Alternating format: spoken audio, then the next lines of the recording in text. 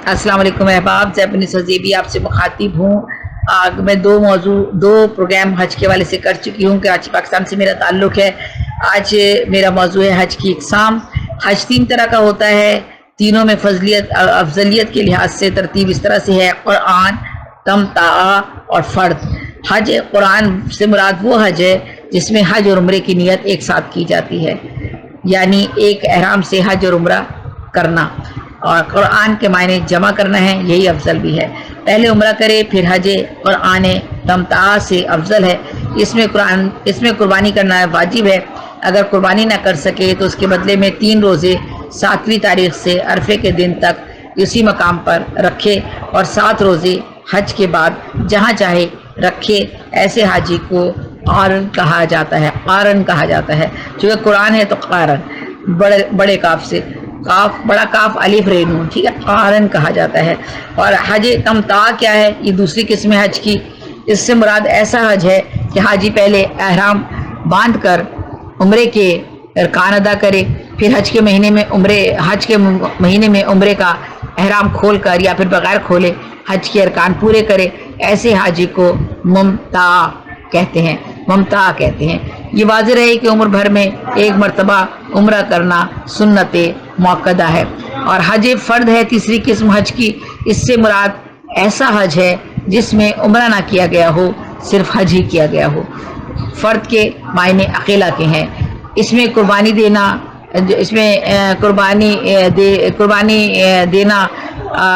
ऐसे हज करने वाले ये जो है ये ऐसा हज करने वाला, यानी चूँकि फ़र्ज है और उसका मतलब अकेला है, तो इसमें सिर्फ एक आप हज ही अदा कर रहे हैं, उम्रा अदा नहीं कर रहे हैं। और ऐसा हज करने वाले को मुफ़र्रिद कहा जाता है, क्योंकि फ़र्द है तो मुफ़र्रिद कहा जाता है। ठीक है। अयाम हज के महीने शवाल, ज़िलक़द और ज़िलहज के जो 10 दिन हैं, ठीक है, 10 दिन हैं अयाम हज के। और हज की जहाँ तक औकात की बात है, यानी टाइम क्या है, मुकर्रर कौन से वक्त हैं और क्या आदाब है हज के, तो उस हवाले से भी मैं आपसे बातचीत कर लूँ। सूरह बकरा में कहा गया है, यानी हज के चंद महीने जो मालूम हैं, शवाल, ज़िलक़द, ज़िलहज की 10 तारीखें, जो शख्स इनमें हज मुकर्रर करे तो फिर इसको ना कोई फौश बात करना जायज़ है, ना कोई बेहुक्मी दुरुस्त है, ना किसी किस्म का झगड़ा, ठीक है। और हज के जो तरीके और मकामात मुक़द्दसा हैं, यानी दरअसल सफ़ा व मरवा, सूरह बकरा में ही बयान किया गया है, यानी दरअसल सफ़ा मरवा अल्लाह के दीन की यादगार हैं। इसलिए जो शख्स भी हज करे या उम्रा करे उस पर मुतलक गुनाह नहीं। इन दोनों के दरमियान आमदरफ्त करने में सही करते हैं। और कोई शख्स बतीब खातिर कोई कार्य खैर करे तो अल्लाह ताला उसकी कद्र करता है। और फिर सूरह बकरा में कहा गया, यानी जब तुम अरफात से वापस आने लगो तो मज़दफ़ला में शब को क़याम करके अल्लाह की याद करो, और इस तरह याद करो कि जिस तरह तुमको बताया गया है, ना ये कि अपनी राय से अमल करो। फिल हकीकत इससे कबल तुम बिल्कुल नावाकिफ़ थे। तुम सब के लिए ज़रूरी है कि इसी जगह जाकर वापस आओ जहाँ और लोग जाकर वापस आते हैं। हज में पुरानी रस्मों पर अमल करने से अल्लाह के सामने तौबा करो। यकीनन अल्लाह माफ़ फरमाएगा और मेहरबानी फरमाएगा। जब तुम अपने अमाल हज पूरे कर चुको तो अल्लाह ताला का जिक्र किया करो, जिस तरह तुम अपने आबा व अजदाद का जिक्र किया करते हो, बल्कि ये जिक्र उससे बददर्जा बढ़कर हो। कुर्बानी के हवाले से सूरह हज में कहा गया है, यानी कुर्बानी के ऊँट और गाय, भेड़ और बकरी को भी हमने अल्लाह के दीन की यादगार बनाया है। इन जानवरों में तुम्हारे लिए और भी फ़वाइद हैं। तुम इन पर खड़े कर ज़बा करने के दिन अल्लाह का नाम लिया करो। बस जब वो किसी करवट के बल गिर पड़े और ठंडे हो जाएं, तुम खुद भी खाओ और गैर सवाली को भी खिलाओ। ये कुर्बानी ये हज के हवाले से मैंने 3 प्रोग्राम किए हैं। इसमें जो कुछ जो है वो इस्तिलाहात इस्तेमाल किए, जैसे तमता और एहसार। तो एहसार से मुराद क्या है?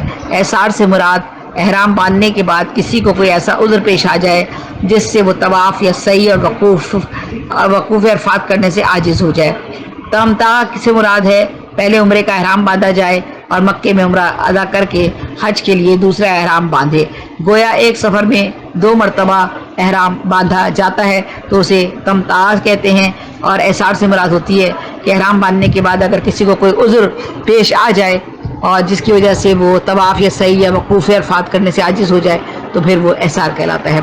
इन दोनों के मुतालिक कुरान मजीद में बयान किया गया है, सूरह बकरा में ही आया है, यानी किसी दुश्मन या मर्ज़ की वजह से तुम रोक दिए जाएं तो कुर्बानी का जानवर जो कुछ मैसर हो ज़बा करो। अपने सरों को उस वक्त तक ना मुंडवाओ जब तक कि कुर्बानी अपने मौके पर ना पहुंच जाए। वो मौका हरम है कि किसी के हाथ वहाँ जानवर भेज दिया जाए। अलबत्ता अगर कोई तुम में से बीमार हो या उसके सर में कुछ तकलीफ़ हो जिसकी वजह से पहले ही सर मुंडवाने की ज़रूरत पड़ जाए तो वो सर मुंडवा कर फिदिया दे दे। वो फिदिया 3 रोज़े या 6 मिस्किनों को खैरात दे दे या 1 बकरी ज़बा कर देने से। फिर जब अमन की हालत में हो तो जो शख्स उम्रे से उसको हज को साथ मिलाए, यानी अयाम हज में उम्रा भी किया हो तो जो कुछ कुर्बानी मैसर हो ज़बा करे। और जिसने सिर्फ उम्रा या सिर्फ हज किया हो उस पर हज वगैरह के मुतालिक कोई कुर्बानी नहीं की।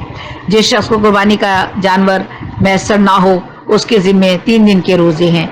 अयाम हज में अयाम हज में और साथ में जबकि हज से तुम्हारे वापस आने तक का वक्त आ जाए, ये पूरे 10 होते हैं। ये इस शख्स के लिए है जिसके अहलो अयाल मस्जिद हराम खाना काबा के करीब में ना रहते हों, यानी करीब में वतन उसका ना हो। शिकार से क्या मुराद है? कुछ इस्तिलाहात है जो हज के मौके के लिए इस्तेमाल हो रही होती हैं और उनमें बात की जाती है। इस्तिलाह भी साथ साथ हैं और साथ साथ तफसील भी है। एहराम बांधने के बाद शिकार करना जायज़ नहीं है, जैसे कि मैंने पहले भी बताया। अगर कोई इस जुर्म का मुर्तकिब हुआ तो उसकी सज़ा ये है। सूरह माइदा में कहा गया है, यानी ए ईमान वालों वहशी शिकार का कत्ल ना करो जबकि तुम हालत एहराम में हो और जो शख्स तुम में से उसे जानबूझकर कत्ल करेगा तो उस पर पादाश लाजिम आएगी जो मसावी होगी इस जानवर के जिसको उसने कत्ल किया है, जिसका फैसला तुम में से 2 मोतबर शख्स कर दे। और वो पादाश ख्वाह चौपायों में से हो, बशर्ते के नियाज के तौर पे काबे तक पहुँचाई जाए, ख्वाह कुफ़ारा मसाकीन को दिया जाए, ख्वाह उसके बराबर रोज़े रख लिए जाए। सन 6 हिजरी में जब हज फर्ज हुआ तो हजूर उसी साल उम्रे के लिए तशरीफ़ ले गए और मगर कुफ़ार मक्का ने आपको मक्के में दाखिल होने से रोक दिया। आपने इस उम्रे की क़ज़ा 7 हिजरी में फरमाई, फिर 9 हिजरी में हज़रत सिद्दीक़ अकबर ने लोगों के साथ हज किया और 10 हिजरी में हज़रत सल्लल्लाहु अलैहि वसल्लम ने तमाम मुसलमानों के साथ नफ्स व नफीस हज फरमाया, यानी खुद उन्होंने हज किया तमाम मुसलमानों के साथ। ये हज हज्जतुल विदा साबित हुआ और हज्जतुल विदा में आप लोगों को हज का तरीका भी बताया। और ज़िलहज के अशरे में जो रोज़े रखेगा अल्लाह ताला उसे 10 इनामात से नवाजेगा। ठीक है। और उम्र में बरकत होगी। वो 10 इनामात कौन से हैं?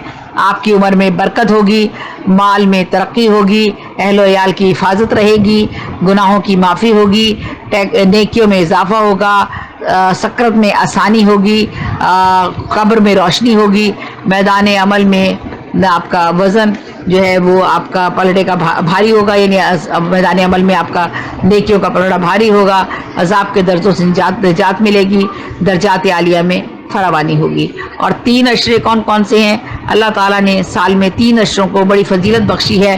पहला अशरा रमज़ान मुबारक का आखिरी अशरा क्योंकि इसमें लैलतुल कद्र है। दूसरा अशरा ज़िलहज का पहला अशरा है, इसमें तरबिया और यौमुल नहर है। नीज़ इसमें कुर्बानी है, हज है और मुख्तलिफ़ किस्म के मनासिक हैं। इस अशरे में ला इलाहा इल्लल्लाह का विर्द करना चाहिए। तीसरा अशरा मुहर्रम का पहला अशरा है, इसमें यौम अशूर की बरकतें हैं। ज़िलहज के पहले दिन अल्लाह ने हज़रत आदम की लग़ज़िश माफ़ फरमाई। जो इस दिन रोज़ा रखेगा अल्लाह ताला उसके गुनाह माफ़ करेगा। दूसरे दिन यूनुस अलैहिस्सलाम मछली के पेट से निकाले गए, उसी दिन रोज़ा रखना गोया तमाम साल इबादत करना है। तीसरे दिन हज़रत ज़करिया की दुआ कबूल हुई, उस दिन इस दिन जो रोज़ा रखेगा उसकी भी दुआ कबूल होगी। चौथे दिन हज़रत ईसा की दुआ कबूल हुई, اس دن روزے سے محتاجی دور ہوگی۔ 5ویں دن حضرت موسیٰ پیدا ہوئے، اس دن روزہ رکھنے سے نفاق اور عذاب قبر سے نجات ملے گی۔ 6ٹھے دن حضور کے لیے بھلائی کے دروازے کھول دیے گئے، اللہ کی رحمت ہوگی، عذاب سے محفوظ ہوں گے۔ 7ویں دن جہنم کے دروازے بند کر دیے گئے جو عشرے کے ختم ہونے تک بند رہتے ہیں، روزے سے تنگی دور ہوگی۔ اور 8ویں دن یوم التراویہ کہلاتا ہے، یعنی روزے دار کو بے حد اور بے شمار ثواب ملے گا۔ اور یوم العرفہ روزے سے 1 سال پہلے 1 سال بعد کے گناہ کا کفارہ ہوگا۔ اسی طرح سے اسی دن جو ہے آپ کا اس دن یوم عید الاضحیٰ یعنی قربانی 10واں جو ہے یوم عید الاضحیٰ ہے اور وہ قربانی کا دن ہے۔